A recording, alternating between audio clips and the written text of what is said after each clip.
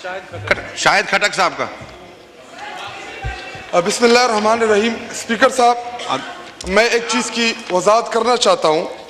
चूँकि मैं इस ईवान का दूसरी दफ़ा मुंतखब MNA हूँ और अल्हम्दुलिल्लाह मैंने 1,20,000 वोट लिए हैं और पिछली दफ़ा मैं 80,000 वोट लेके आया था इस ईवान में, और मुझे इस ईवान की तकद्दुस का भी पता है और अल्हम्दुलिल्लाह मैं एक एजुकेटेड, मैंने MSc ऑनर एग्रीकल्चर किया हुआ है और मैं एक सियासी कारकुन हूँ।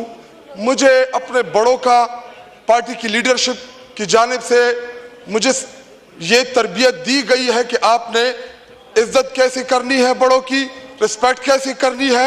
लेकिन स्पीकर साहब ने आपसे पहले जब वो इधर बैठे थे और मिनिस्टर साहब ने भी अपनी तकरीर में इसका जिक्र किया, हालांकि अपोजिशन लीडर साहब का उन्होंने माइक बंद किया और मैं खड़ा हो गया कि जी इनका माइक खोले। तो स्पीकर साहब, चूंकि मुझे नहीं पता कि उनको क्या तकलीफ है मुझसे, अगर इस ईवान में बैठे फॉर्म 47 के जरिए मुंतखब कराए MNAs को मैंडेट चोर, डाकू चोर कहना गुनाह है, तो ये गुनाह मैं बार बार करता रहूंगा। अगर इस ईवान में जमहूरी तरीके से प्रोटेस्ट करना ये गलत काम है, तो ये मैं बार बार करता रहूंगा। एक चीज डिप्टी स्पीकर साहब के मिनिस्टर साहब ने कहा कि जी स्पीकर साहब के साथ बदतमीजी की गई है। हालांकि आप रिकॉर्ड उठा के देख ले मेरे पिछले 3.5-4 साल और इस दफा के, मैं कभी भी गैर जमहूरी एक लफ्ज भी इस ईवान के अंदर नहीं बोलूंगा। ये मेरी तरबियत है चेयरमैन इमरान खान की। शुक्रिया, शुक्रिया, आपका पॉइंट आ गया जी। डिप्टी स्पीकर साहब, वो ये कि इस ईवान में जो हमें भाषण दिए जा रहे हैं कि जी ईवान को हमने चलाना है, इमरान खान को रिहा नहीं करेंगे, ईवान नहीं चलने देंगे। शुक्रिया जी। ये जो तकलीफ है का मैं लफ्ज एक्सपेंस करता हूं। स्पीकर साहब, मेरा ख्याल है कि माहौल जो है इस ऐवान का बेहतर होने की तरफ जा रहा होता है, लेकिन शायद अभी भी कुछ ऐसी सोच है जो इस ऐवान के अंदर अवामी मसाइल को आने नहीं देना चाहती। मैं तमाम भाइयों से, और अभी भी एक ऑनरेबल मेंबर ने बात की है कि किसी की रिहाई से पार्लियामान का चलना जो है जोड़ दिया जाए, तो मैं समझती हूँ कि ये उन करोड़ों लोगों के साथ नाइंसाफ़ी होगी जो इस वक्त इस ऐवान की तरफ अपने मसाइल के हल के लिए देख रहे हैं। ये अच्छी बात है कि आप अपने इश्यूज़ पर एहतजाज करें, हमने भी एहतजाज किया और आज भी जहाँ पर आवाम का कोई मसला आता है, हमारी इस हुकूमत के साथ जो भी अंडरस्टैंडिंग हो, बावजूद इसके हम आवाम के मसाइल पर बात करते हैं। अगर हम देखते हैं कि पेट्रोल की कीमत बढ़ रही है और इससे आवाम कुचली जा रही है, हम बोलेंगे और बोलते रहे हैं। इसी तरीके से सर, जो इशू एग्रीकल्चर का है, छोटे किसानों का है, आबादगार तबके का है, हम उस पर भी बोल रहे हैं। हमने ऐवान के बाहर भी बात की और इस फोरम पर भी हम बात कर रहे हैं। लेकिन सर, अफसोस ये होता है कि अगर आप पार्लियामान में आते हैं और यहाँ आकर आप इस जिद पर कायम रहते हैं कि हमारी ये शर्त और ये डिमांड पूरी की जाए, और तमाम बिजनेस जो है सर, रोज कोई ना कोई बिजनेस हाउस पर होता है, कल भी प्राइवेट मेंबर्स डे है, बिजनेस होगा। I think all the members on that side, I consider them honorable, and I'm sure that they come here with so much that they bring from their respective constituencies कि यहाँ deliver करें।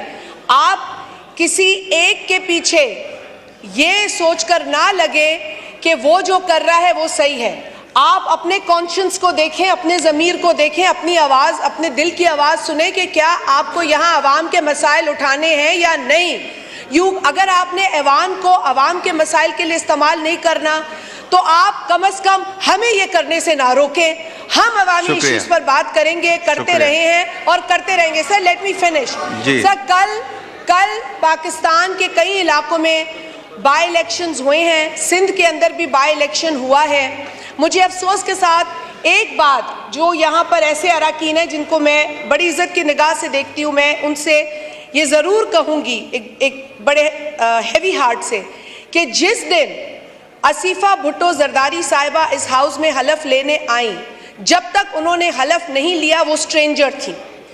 वो आइन के इस अमल को पूरा करने के बाद इस असेंबली की रुकन बन रही थी।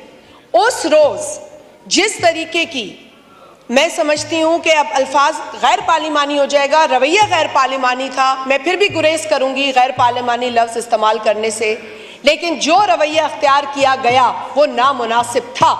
Because if until she didn't take the oath and become the member of the house, she was a stranger, and some of them were trying to sabotage the whole process of taking oath। and जो हमें आइन पढ़ा रहे हैं वो ये भी पढ़ लें कि वो ओथ लेना जरूरी था। सर उसके बाद रूल्स, आर्टिकल 67 के अंदर the rules are framed and these are the rules. आप रूल 30 पढ़ लें, मुझे बता दें रूल 30 के कौन सी शिक के तहत आप बिहेव करते हैं। सो सर ये दर्स हमें तब दें जब आप इस पर काम करते हैं। You practice what you preach, and if you not practicing what you preaching then don't preach us. Sir मैं अभी भी कहूंगी कि वहां से आमिर डोगर साहब ने मुनासिब बात की, यहाँ से नबी कमर साहब ने की, लॉ मिनिस्टर ने की, it should be shut now. शुक्रिया। तो सर लास्ट सेंटेंस। सर कल जो बाई इलेक्शन हुआ उसमें हमारे honourable member elect Khurshid Junejo साहब जीत कर आए हैं, 91,000 वोट लेकर आए हैं, उनके मुखालिफ ने 2,000 वोट लिए।